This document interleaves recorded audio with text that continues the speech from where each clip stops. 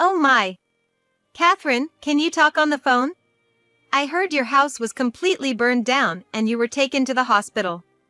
Sounds like you got some serious burns on your face, huh? Are you okay talking? I received a call from my mother-in-law while I was in the hospital. I live in the same house with my husband's parents. After the fire, my mother-in-law called me, and she seemed almost happy as she said, "Is the baby in your belly okay?" I was about to say that I was out and safe when she continued, "Oh, maybe you can't reply? Well, that makes sense with your face burned that bad, huh?" My mother-in-law let out a soft chuckle. "It'll be a pity for the baby to be born to a mother who looks like a melted monster. The baby might be scared and dislike you, don't you think?" She spoke with a smirk, and it didn't sound like she was concerned at all. As I tried to respond to her harsh words, she said something unimaginable. "Maybe it's better if the baby isn't born." "Catherine, thank you. Thanks to you sacrificing yourself, it looks like my long-held dream will come true. Even after you leave the hospital, don't come back to our home. A monster as a daughter-in-law is a disgrace to the Johnson family." With that, she hung up abruptly. Sacrificed? A long-held dream? I had a very bad feeling about this. If my hunch was right, my mother-in-law might have committed a serious crime. To find out the cause of the fire and the true meaning behind her mysterious words, I decided to devise a plan involving my family. My name is Catherine Johnson, 29 years old. I moved in with my in-laws at the same time I got married. Before marriage, I was a preschool teacher. My husband is 10 years older than me out of 39, and is a teacher at elementary school. We met at a matchmaking party. Considering our jobs, there aren't many opportunities to meet people. Plus, as you can see, I'm a bit on the heavier side, so I'm not exactly attractive for the ladies," he said, chuckling. His gentle expression left a good impression on me. It was my mother-in-law who strongly wished for us to live together, which I was naturally okay with it. There are many teachers in my husband's family lineage, including his father and grandparents, who were middle school teachers. I also had a certificate to teach at elementary school, so I think that endeared me to my in-laws. Moreover, my family runs a small hotel back in Nebraska, and my mother had the same mindset as my mother-in-law. She would always tell my brother, who is the heir to the family business, that he should live with my parents once he gets married. Having witnessed that, I figured that's just how things are done, especially for the eldest son. Bob often asked, "Are you sure about this?" But I didn't have anything to oppose to. "Bob, once we're married, I'm thinking of quitting my job and helping out my family's business. It's an hour's drive from here, but there are no fixed working hours, and they even said they'd pay me. Plus, I can take care of my parents at the same time." "That sounds good. We should take care of our parents while we can." "Thanks. I'll be leaving late and come back home early, so I think I'll be able to handle the housework just fine." "Don't worry about that. With Mom around, everything will be taken care of." Thus, it seemed our married life had started off peacefully. Once we started living together, my mother-in-law began giving me specific instructions regarding household chores. Usually, she's calm and collected, but when it comes to housework, her face becomes stern, as if she's a different person.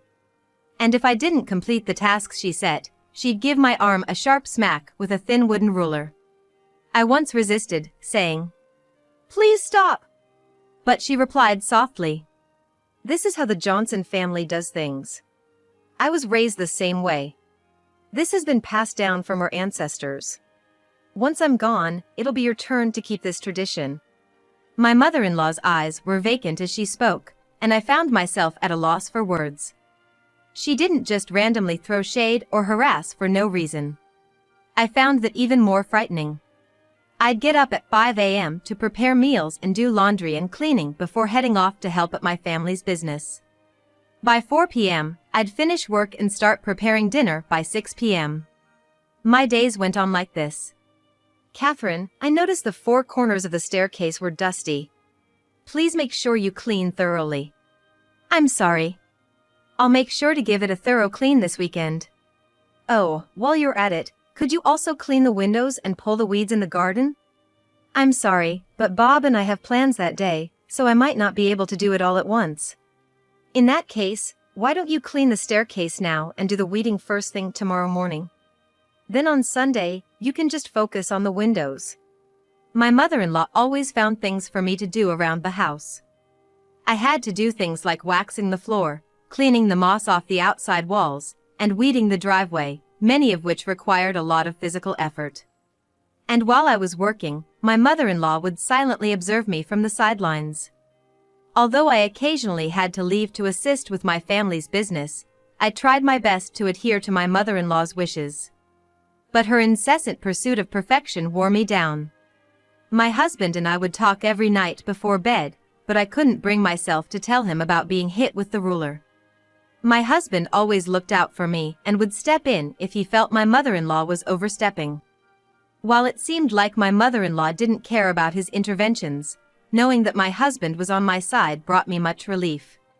Hey, since Catherine's here now, have you considered renovating the house? Well, I'm already retired, and I'm not keen on taking on a mortgage at this stage. Bob, what do you think? I'm hoping for kids in the future, and that's going to cost money. I haven't really thought about the house right now. But this house is so old. Catherine must be uncomfortable in such an aged place. As for me, I'll follow whatever decision Bob makes. From the moment Bob and I got married, my mother-in-law often talked about renovating the house. When it was just the two of us, she'd often ask, "Can you talk to Bob about it for me?" I can understand where my mother-in-law was coming from. My in-laws' house was located just off a main road and set back even further from that side street. It was quiet but somehow had a dim and gloomy atmosphere.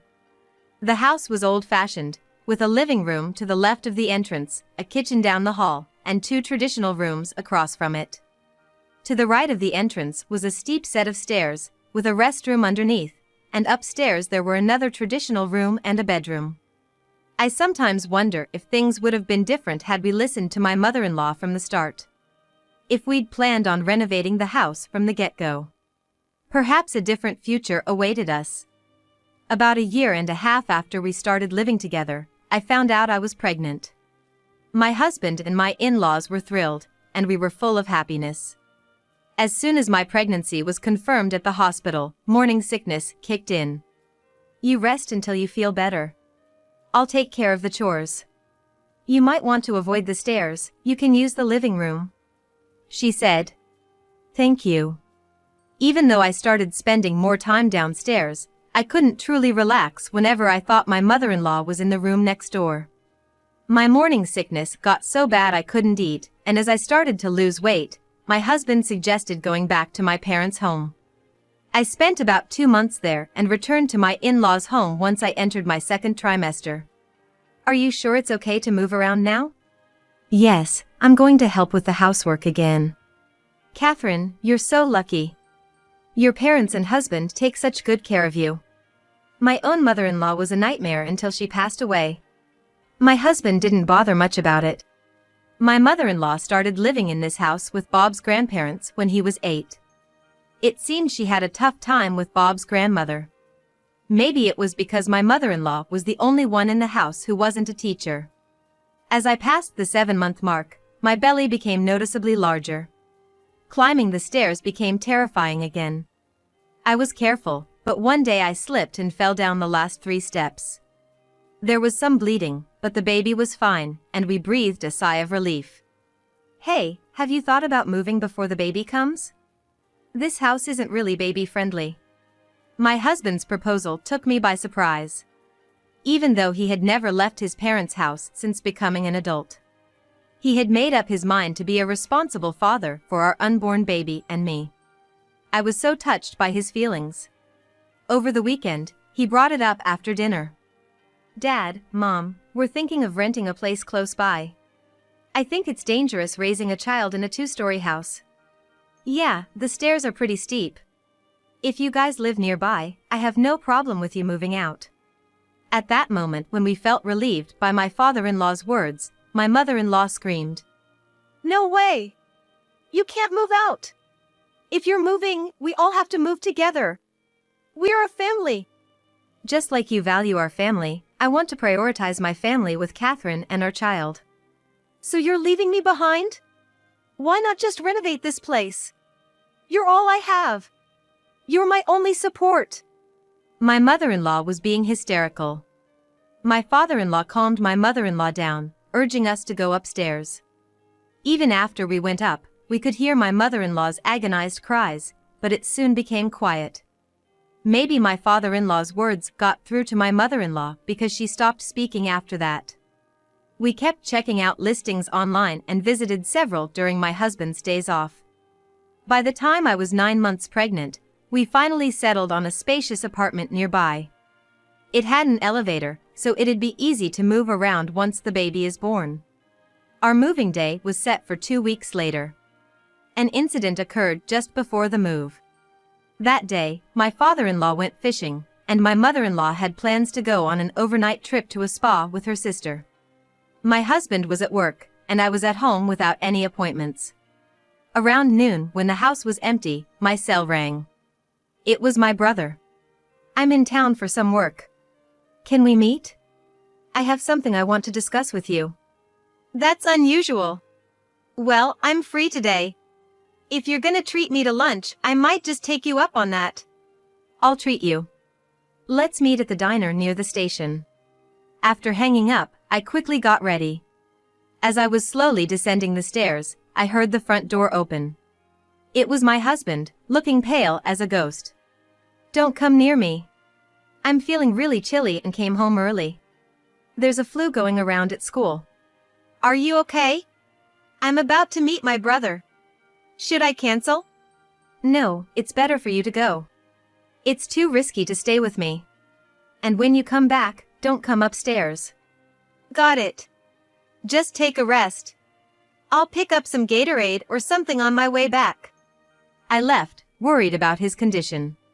Turned out, my brother wanted to talk about his plans to marry. He's living at parents' homia and working at a hotel. He mentioned he didn't want to live with our parents anymore as long as they are healthy. While brainstorming how to convince our mother, a call came in from our friendly neighbor. "Catherine? Oh my God! Your house is on fire! You need to get back ASAP!" I jumped up in shock and dashed out of the diner. There was a crowd gathered around my home. Smoke billowed out of my in-laws' house, and flames reached the sky. "Help! My husband's upstairs sleeping." I tried calling my husband's cell multiple times on the way, but couldn't get through. Pushing through the crowd, I saw the second floor, where my husband was, engulfed in flames. I was too stunned to speak and just collapsed to the ground, crying. One firefighter approached. "Ma'am, do you live that house?" I nodded vigorously. "We've rescued one male from the house.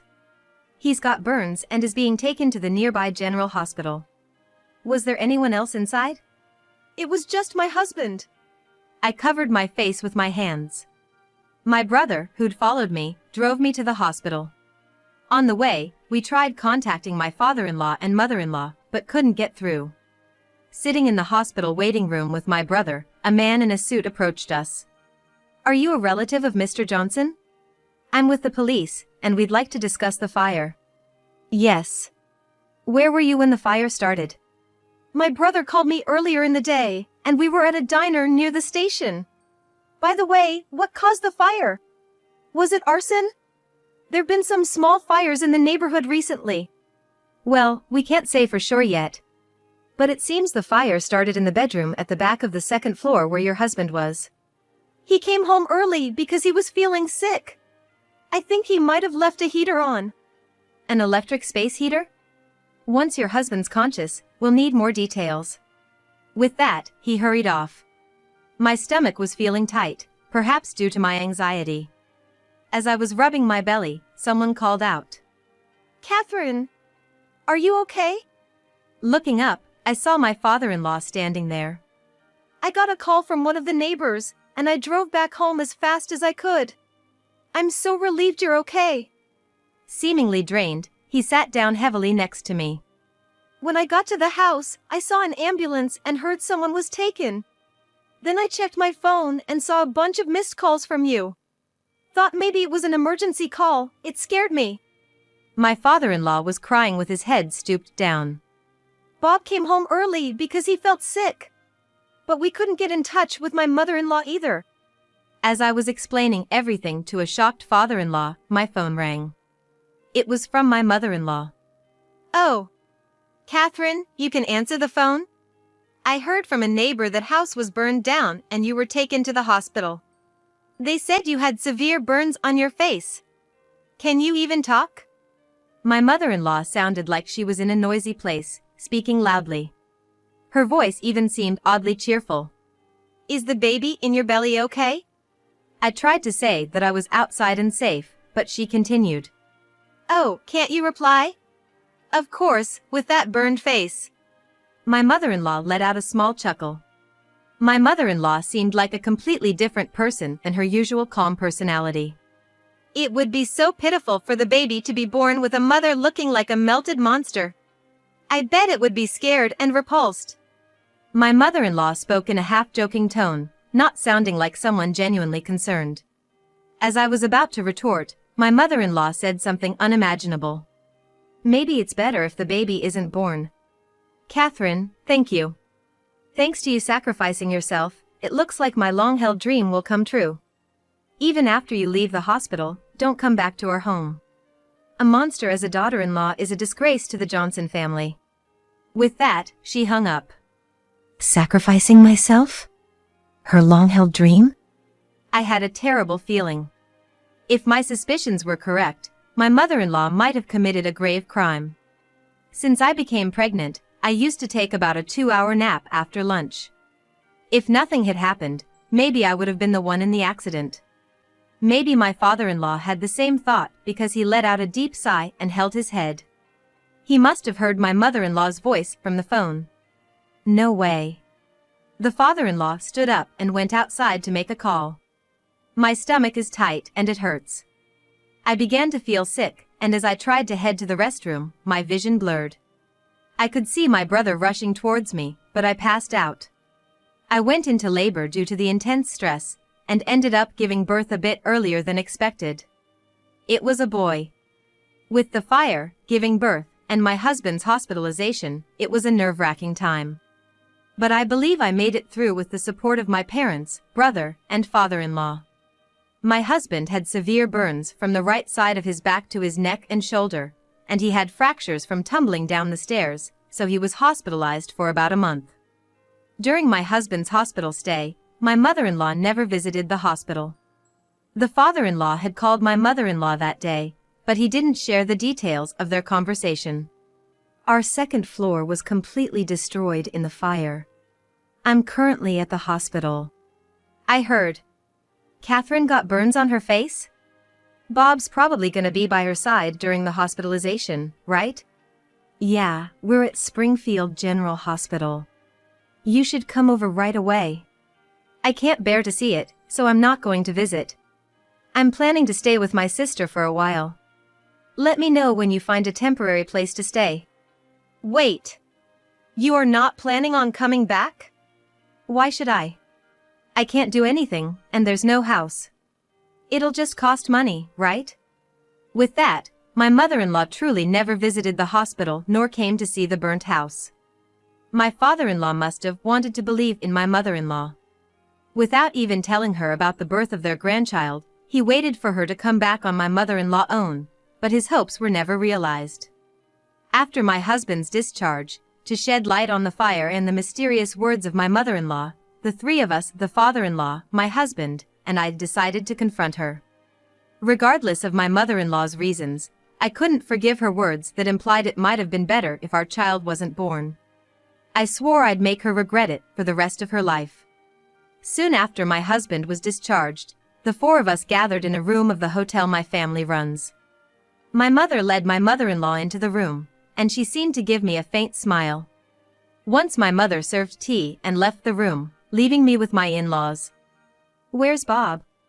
Bob stepped out for a bit, but he'll be back soon. My mother-in-law chuckled and said, My condolences for your troubles. With my face, neck, and right upper arm wrapped in bandages, I said nothing in response. Looking at my abdomen, my mother-in-law said, "Catherine, it was a shame about the baby. But maybe it was for the best. Maybe you should recover back at your parents' place." Are you suggesting I divorce Bob? It might be for the best. You no longer have a home to go back to, the baby didn't make it, and I bet it's awkward with the neighbors, isn't it? No, I'm fine, really. I can move around and do chores just fine. Hearing this, my mother-in-law raised her voice in irritation. For heaven's sake, understand the situation. A daughter-in-law with a face like that? You're embarrassing us. If you really care about Bob, you'd divorce him already. Hey! Enough is enough. It's just the way it is. You must be thinking the same thing, right? That you don't belong in the Johnson family. If my own mother was alive, she would have said the same thing. My father-in-law looked shocked at her words. I see. So, it's really okay if we divorce? Yes. It's for the best for both Bob and you. Bob, seems like we should divorce. At my words, the doors at the back swiftly slid open. My mother-in-law shrieked upon seeing who was there. Standing there, wrapped in bandages just like me, was my husband. Right? I feel terrible showing this hideous face to Catherine's parents. To you too, Mom, I must be an embarrassment to the Johnson family? What? No way! This is some kind of joke, right? There was only one person hospitalized. I checked. There was only one person sleeping in the bedroom. My husband sat down beside me. We both started to unravel our bandages. Underneath mine was my unscarred face, but Bob's was still marred by burn scars even after a month. Oh, Bob! Why? How did this happen? That day, I got a call from my brother and wasn't at home. Just as I was leaving, feeling ill, Bob came home. It was Bob who was taken to the hospital. That can't be! There were no shoes at the entrance. I had put them away in the shoe rack. Bob's shoes are big, so I always organize them. My mother-in-law began to panic. I'm so sorry. It's my fault for forgetting to turn off the stove. It's a big mistake. I'm thinking of resigning from my teaching job. It was a decision my husband had made during his hospital stay. Because of the severe chill, my husband had been sleeping under the covers, and he couldn't remember if he had turned the stove on or off. It might have been because he was getting feverish and his consciousness was hazy. No, it wasn't your fault. I was the one who lit the fire. I also turned on the heater and left the room. So please, don't quit your job as a teacher. My mother-in-law will scold me for sure. My mother-in-law's face turned pale, and she started to tremble. So, it was you who started the fire, mother-in-law? You wanted the blame to be on me? I didn't realize you despised me that much. All right, I'll divorce Bob, just like you want. What are you talking about? It's your fault Bob ended up like this. You better stay by his side and take responsibility. Why is it my fault? If you had been home that day, none of this would have happened. My mother-in-law's words made no sense. What was your long-time wish, mother-in-law? Was it to see me suffer? Did you set the fire because of that? I've always been jealous of you. You come from a wealthy background, graduated college, and even have a teaching license. My mother-in-law would probably love someone like you. I regretted about the baby, but I truly wanted you gone. After her heated outburst, my mother-in-law said in a hushed tone, More than anything, I wanted that house to burn down. She is still there, you know. She silently pressured me, watching from the shadows of the doors, the end of the hallway, and from the top of the stairs. My mother-in-law's voice cracked with emotion. Could a person, even after death, still dominate someone this much? Cry of a baby. In the silence of the room, the distant cry of a baby echoed. Wait, Catherine, is that? Yes, it's our child. I will never let you meet him. My mother-in-law's expression vanished. Mom, I'm planning to divorce Catherine and then remarry her. What do you mean? When we remarry, I'm gonna drop the Johnson name. No! Bob! No! My mother-in-law let out a gut-wrenching scream. It seemed my mother-in-law's decades of emotions, imprisoned by fear, had erupted all at once. Even though the entire act had been orchestrated out of spite, the outcome left me with a heavy heart. My mother-in-law turned herself into the police, escorted by my father-in-law and my husband. Arson is a serious crime. I never intend to see my mother-in-law again. Still, I sincerely hope that with the burning of that house and the bamboo ruler, my mother-in-law's heart will find peace. My father-in-law had always known about the feud between his wife and his own mother, but chose to ignore it. He's decided to wait for my mother-in-law to come back, rather than divorcing her. As for my husband's declaration to my mother-in-law, he quit his teaching job. Now that his mother has admitted to arson, he believes he's no longer qualified to teach at school. Now he is involved in education as a tutor.